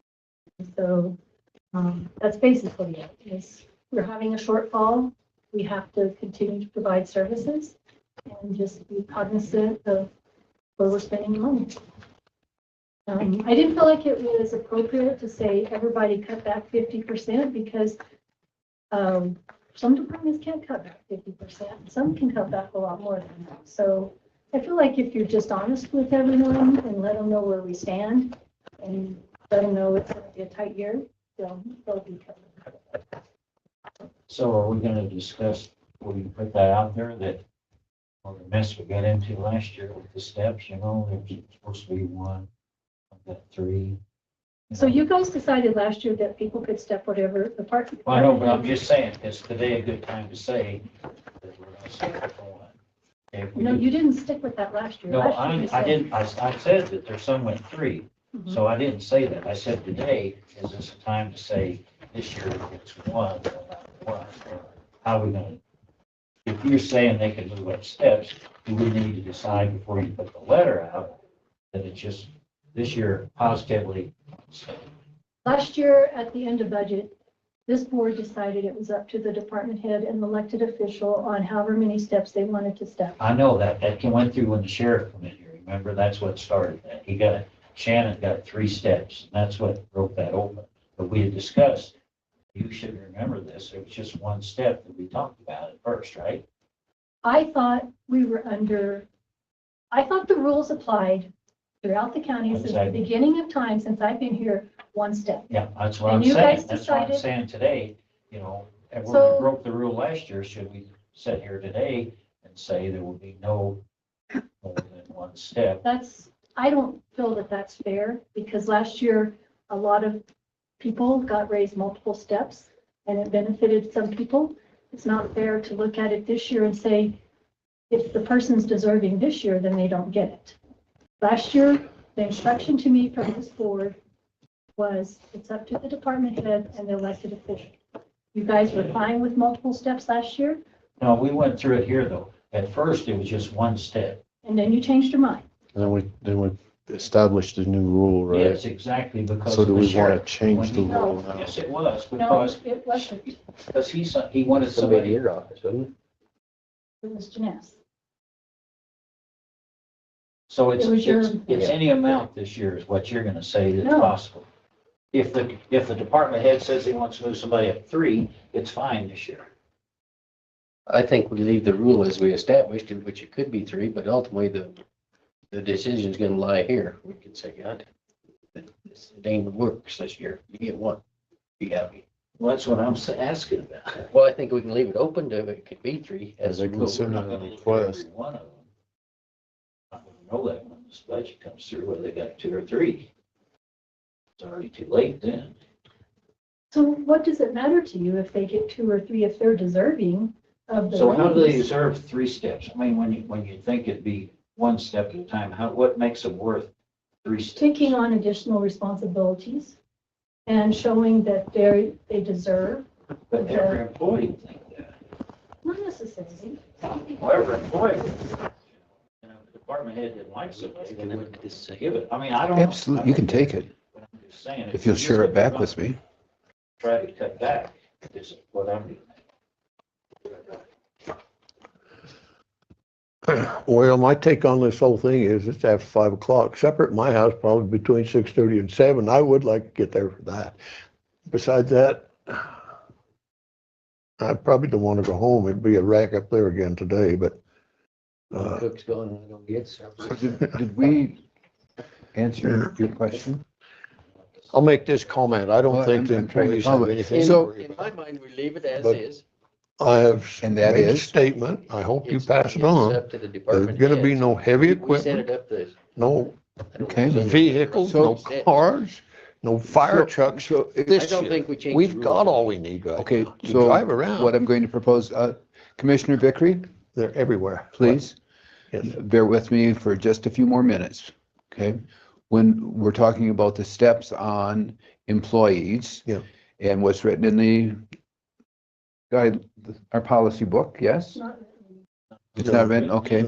We changed it last year. 'Cause it's Okay. two different things. So is it possible for us to ask for, when the budgets are presented, individuals that are being paid more than one step? Can we have that? I don't think it's your business, sorry, quite honestly. Why I isn't think it not our it's business? in the budget of the department. If they show that this is where we were last year, this is where we will be stepping, if it's in their budget and if it's not outrageous, then I don't know why you would care what I'm doing with my employees or what Well, why do we have any rules or regulations to begin with then? I don't, we did. And then you as a board decided you didn't want to go by them. And then now you want to put them back into effect after, No, I don't think he's wanting to change anything. He just wants to kind of have highlighted how many might be getting more than one step or, so we're aware of it. so last year, I'm not trying to be argumentative, but last year during this whole discussion, it came down to my employees, whether or not they were going to get more steps. Didn't matter with all the other departments, but it did become an issue with mine. And that's when you said it should be up to the department head on what they do with their own employees. And I still feel that way, but I feel that those employees ought to be highlighted that we know. I trust the department head that they're doing right. Well, here's my take, Mr. Chairman. So here's my take on the budget. The buck stops right here. So if we know, at least in my mind, if I know what this, and this is going to be, I'll look at it from my perspective and say, yeah, you're going to get this and this, but I'm taking 25% off of this. Then you make do however you want. I don't necessarily agree with everybody getting whatever they want from a perspective of an employee, because I don't know of a department head that's not going to recommend everything they can. I would much rather see, and we went through this merit-based thing, same deal. How do you say Sam White's worth more than Dave Stevens? They're basically doing the same job, but Sam comes in one morning an hour quicker than Dave. Dave might stay 30 minutes later in the afternoon. So you get into that situation where I, as the department head, has to decide whether Sam's going to get a step or two and just leave Dave where he's at, or the reverse is true. So for me, when I look at the budget, I'm going to tell you this year, I'm going to look at the budget. I don't care if it takes me however long it takes me, I'm going to look at it and I'm going to go over it, because I've been here long enough to know I can almost pick out, and I'll call it the slushy stuff.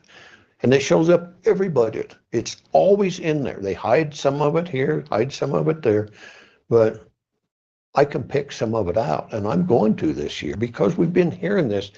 Here's the sky's going to fall if we don't do something. We don't curtail expenses. We heard Emily didn't want to give these boards their money, or their money. I actually want to make a Hatfield McCoy's out of this thing. And I'm not into that. I'm going to say this. Those folks better know going in, and I'm just one commissioner, that I'm going to look at those budgets and every one of them critical. I'm not going to pick on the employees unless I look at an employee that made $7,500 a month and now he's making $8,750. Yeah, I might check that one out a little bit. But the employees in Sublette County are pretty well taken care of group, regardless of whether they get a step this year or next year. Look at all the benefits they get. My goodness, people in the private sector would love to have all those benefits. I'd like to have all those benefits. So I don't think, regardless, we're going to see a mass exodus of people leaving the employee of Sublette County because we didn't give one employee this, or we gave another employee 2 steps versus this one step. They're not going to quit over that. The jobs are too good. Heck, if I was a young guy, I'd hook up with Sublette County. It's a future. You're going to get all the benefits you need for a family, and especially a growing family. The pay's pretty good. You get all the holidays, the weekends. I mean, it's an incredible job. Regardless if you're shoveling or you're running one of them big loaders down at the road and bridge, it doesn't matter. It's a good job, folks. People ought to die for it. Some do, I guess. But that's my take on it. I'm going to look at the budgets this year. I'm just not going to say, okay, well, I'm going to look at them. I may still end up saying, okay, won't say that that's not going to happen. But I will have made a decision on some of this stuff, and some of that stuff that's been coming down since I've been on here needs to go away. And this is a year to make it happen, in my mind. But I'm not going to take the critical elements out of running Sublette County. I'm going to tell you that right now. That's not going to happen. The other part that is very, very uncomfortable for employees is being discussed in an open meeting. You guys had your employee performance reviews under executive session. If I have an employee that I feel like needs 2 steps, it's not fair for them to have to sit here and be Scrutinized. because you feel like I need to tell you if they deserve more than 1 step. So I think you're giving 2 different things there. What are you guys going to do about your employees? Are you going to give your department heads raises? They're all maxed out. They're all maxed out past the elected officials. So are you going to give raises? Are you going to ask everybody else what they think about that? So my position is you set the standard last year. You said it's up to the department head within their budget. And those employees should not have to sit and be scrutinized on YouTube to merit their step if the department head feels like they. That's right. I say at this point, we don't try to reinvent the wheel. We go with what's in place and trust our department heads. If there's an issue we feel, then we can bring the department head in. Your thoughts, Sam? Dave? I'm good.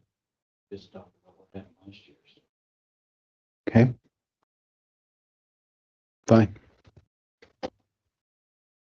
Going back to the purpose of that question was not to create a debate, but to bring up something specific under old business.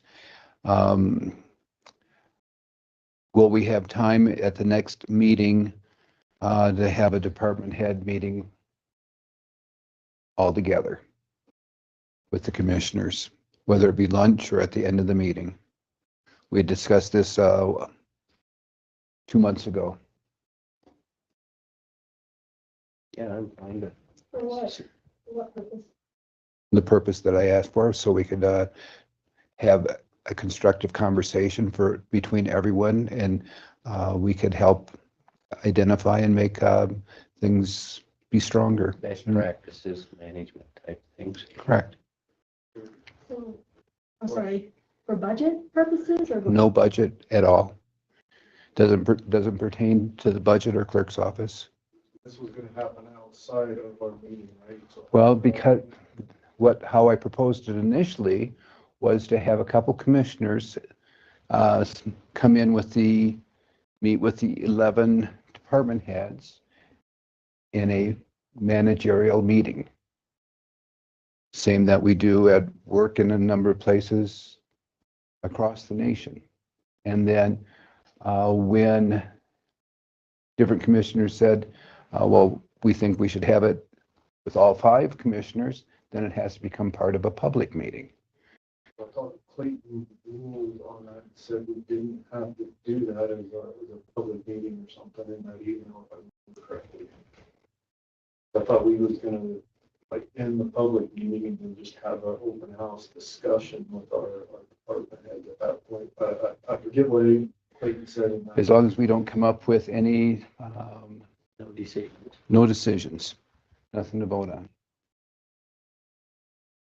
With Well, that, and the reason I ask is because in a public meeting, you're in a formal setting, right? And they're coming into a formal setting. They're not gonna have an open conversation, knowing that, just like Carrie said, YouTube and everybody's watching. If that's what we're looking at, is just that, or are we looking at dictatorship of what we think? No, not at all. So that's what all I'm trying to do is get my head wrapped around, where are you gonna get the maximum value out of this in an open meeting or after? Because we know that if we were to say, do this, do this, do this, that's a non-productive meeting. But what we're trying to accomplish is to identify shortfalls within the county, or what's going well and can that be mimicked by other departments to some extent, or what went right with this person that this person could adopt, or this went wrong for me, and be aware of that. If that makes sense. Well, that does make sense. Okay. But if you was to, if I was your department head, you was to invite me into a open meeting that was being broadcast over YouTube, my answers to you are gonna be highly guarded. Exactly right. And Clayton. Forwarded to an automated voice. And that my initial proposal was to have it so it was a managerial meeting with commissioners that was not open to the public, that we could have constructive feedback and interaction between all department heads. I just didn't understand if he was asking Carrie to put them onto our agenda and put them in an open meeting. So it goes to, if Clayton says that we can have a separate meeting for that, I'm 100% for that, and we don't need to have it on the public meeting.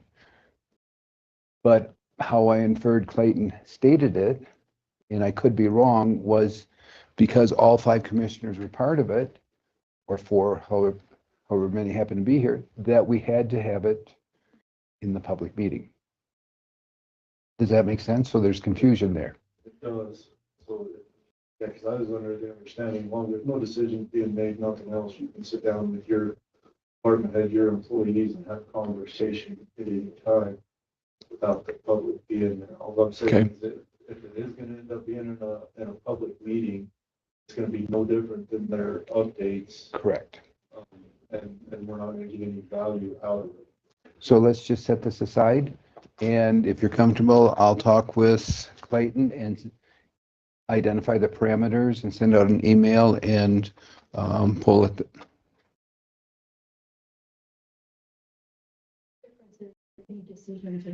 Hello, Clayton, Lynn here. Hey, how are you? Good. Quick question. Going back to the department head meeting with the commissioners. If we have a general meeting where we don't make any decisions or make any motions, can we have that outside of our regular commissioners meeting?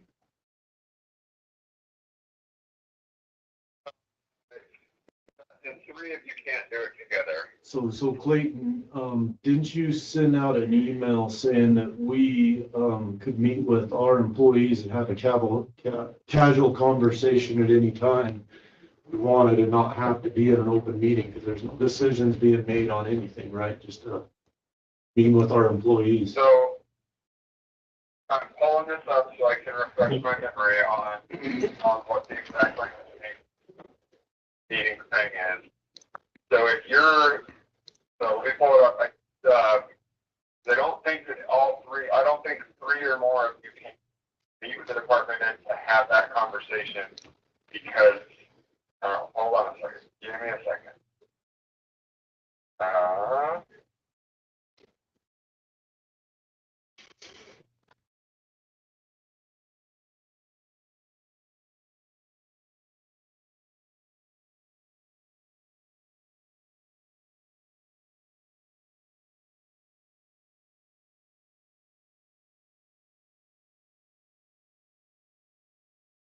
I'm trying to remember, what email is this? When was this email sent? I can't find it. Lynn sent out a while back about having a manager meeting or something, Clayton, if I remember right. I don't remember if it was Let me see if I can. a response to that email or a conversation. because I think what you run into is that you are discussing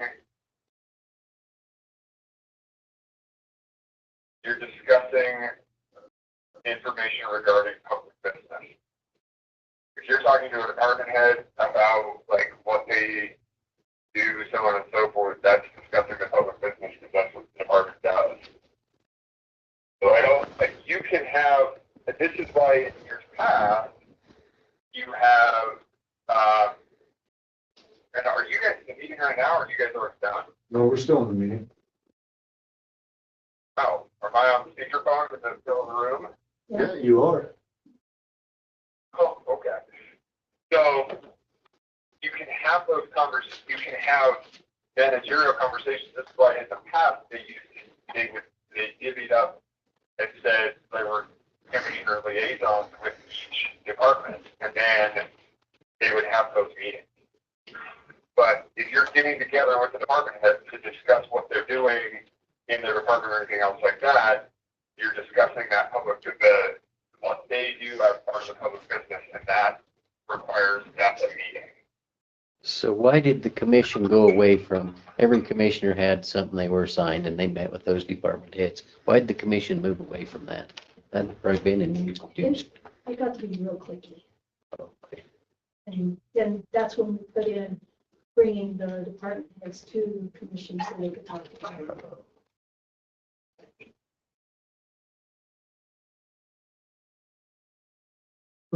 Okay, so let me ask this question. So in just a few short words or a long sentence, explain the value of this to me. The value is we don't know what we don't know based on what the different department heads go through and experience.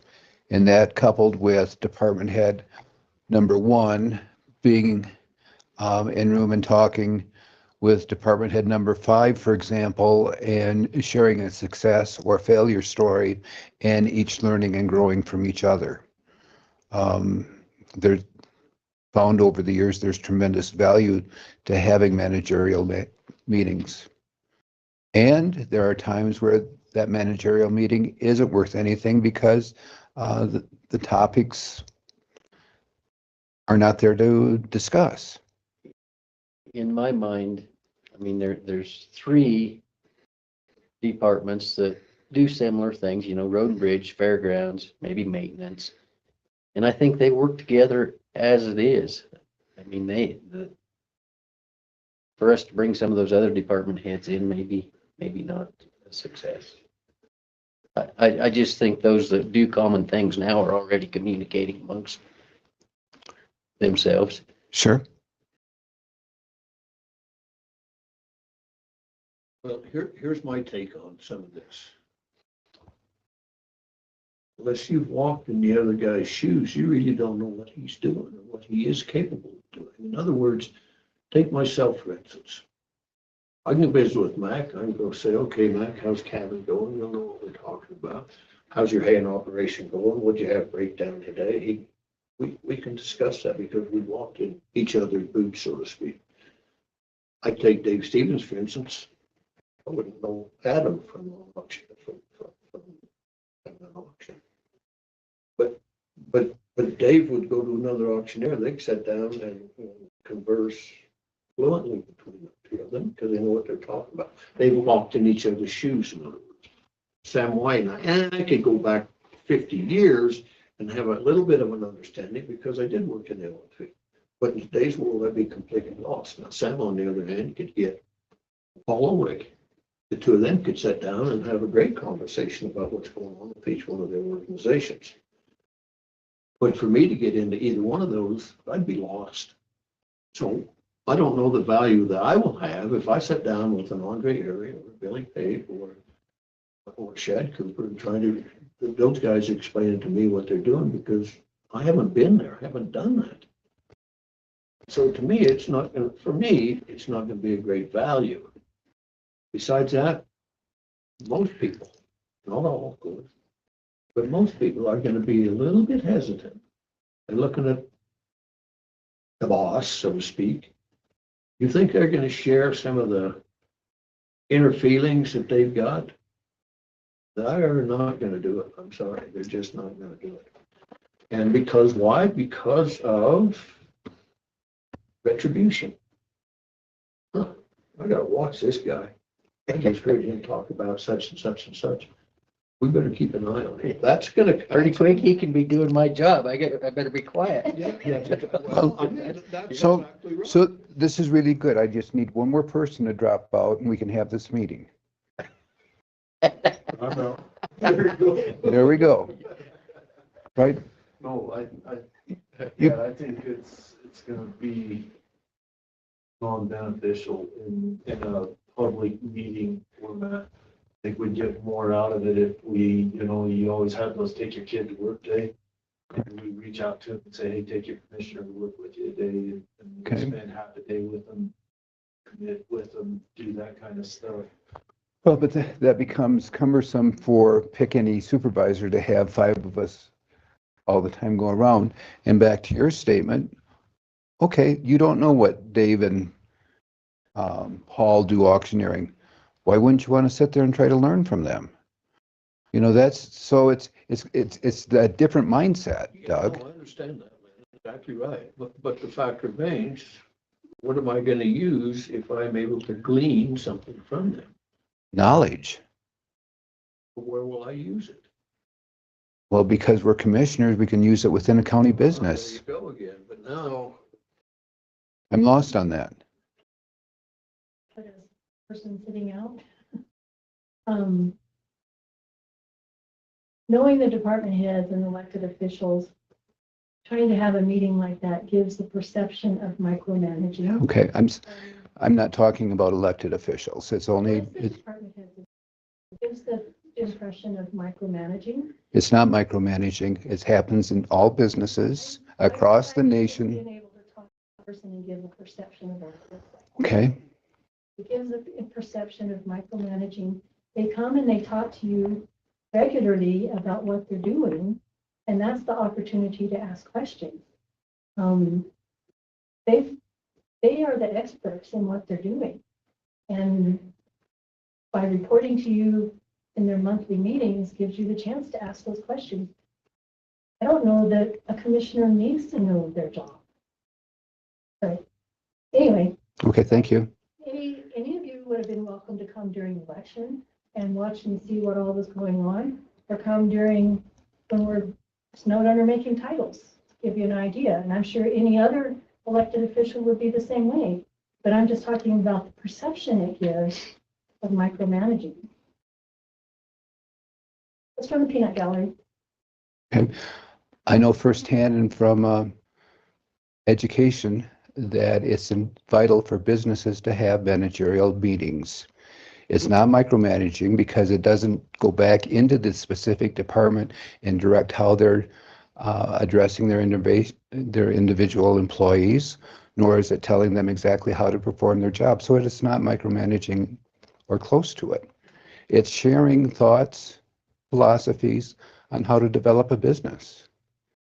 This is not a business. This is It absolutely is a business. If we're dealing with an $80 million budget, it's a business. net income. We're not after the bottom line. They're all doing their portion of their job. And reporting back to you. We'll agree to disagree because I don't agree to, nor do I adhere to that philosophy.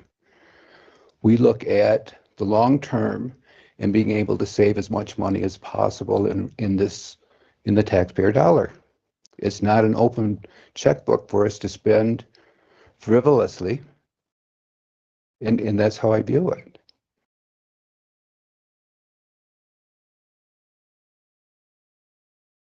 Those managerial meetings though with them when they come, but you're wanting to get them all together in the same room and have a managerial meeting with them all at once? Yes. Can't we host a breakfast or something, Clayton, and just publicize it and say, hey, we're gonna cook breakfast, everybody show up and talk? It's still there. You still there, Clayton? Yeah, I'm still here. I'm trying to kind of think through this as I'm listening to the conversation. And so you are discussing the public, you're discussing the function of the county.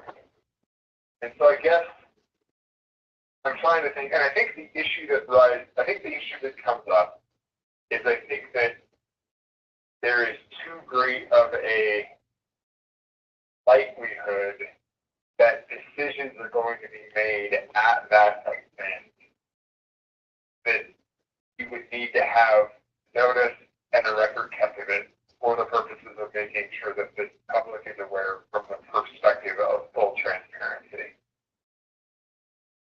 I think that's the issue.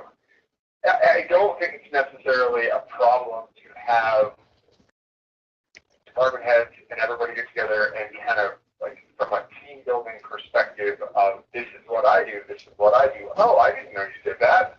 I needed some help with that the other day.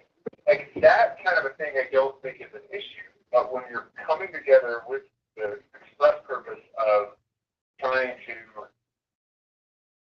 find efficiencies or discuss how you're going to, you're discussing hiring practices or whatever it may be, I think you're too far into that realm of a meeting. And so, yeah, you could have a special meeting over a breakfast, and you could publish it, and you could allow the public to be there. You certainly could. And I, of course, don't have any opinion on the utility of such a meeting. But yes, you certainly could do it. But in that space, you would need to treat it as though it was a special meeting, and you would need to have someone from the clerk's office there recording or keeping some record of what was happening. Okay, thank you for that. Appreciate it. We've discussed that topic and we'll set it aside for now. Thank you, Clayton. Any other questions for me? Or you have another question? No, I think we're good for now. Thank you so much, Clayton. Okay, so you're going to let me go? Yes, thank you. I appreciate that. Okay, thank you. You all have a great afternoon. You too. Thank you. That evening. Bye-bye. Bye. We blocked the afternoon. The last item on this is, are there any public comments?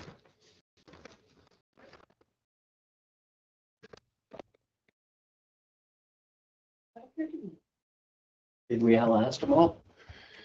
Well, there's still employees that are logged on, but I'm sure they're long gone by now. Okay, Make a motion to adjourn. have a motion? Second. All in favor? Aye.